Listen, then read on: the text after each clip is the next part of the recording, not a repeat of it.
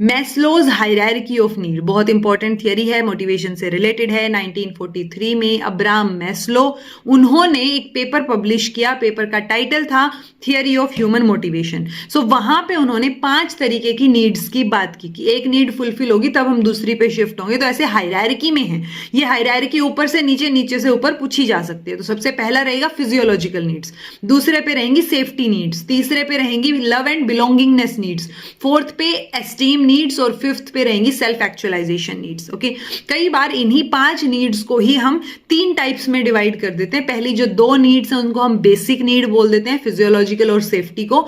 दूसरे तीसरे मतलब तीसरे चौथे पे जो हैं उनको हम साइकोलॉजिकल नीड्स भी बोल देते हैं। कौन कौन सी? लव एंड बिलोंगिंगनेस और एस्टीम नीड्स। ओके, और जो फिफ्थ है उसको सेल्फ फुलफिलमेंट नीड भी बोला जाता है। ओके, तो ये 2 इंफॉर्मेशन आपको याद हो। उसके बाद ये जो 5 स्टेप है इसको 1960s 70s में इन्होंने 7 स्टेप किया, देन 8 स्टेप मॉडल बनाया। सो ये 8 के 8 स्टेप्स भी हमें पता होने चाहिए। सो ये 8 स्टेप्स कौन से हैं? अब पहले 4 तो सेम है, physiological needs, safety need, love and belongingness और एस्टीम नीड। उसके बाद 5वें नंबर पे सेल्फ एक्चुअलाइजेशन की बजाय इन्होंने डाला कोग्निटिव नीड्स, जो आपके संज्ञानात्मक विकास के लिए जरूरी हैं। So cognitive needs, then aesthetic needs आपका रहेगा 5वें 6ठे नंबर पे। 7वें पे आ गया सेल्फ एक्चुअलाइजेशन और 8वें पे आ गया ट्रांसेंडेंस नीड, तो जो बिल्कुल बियॉन्ड वाली जो नीड्स है, स्पिरिचुअलिटी जो है वो अपनी लास्ट स्टेप में आ जाएगी। सो ये 8 स्टेप्स आपको पता हो, 8 स्टेजेस आपको पता हो, ठीक है, हायरार्की पता हो इनकी, ऊपर से नीचे, नीचे से ऊपर। उसके बाद इन्होंने 1954 में एक बुक भी पब्लिश की थी, मोटिवेशन एंड पर्सनैलिटी, ये बुक का नाम है।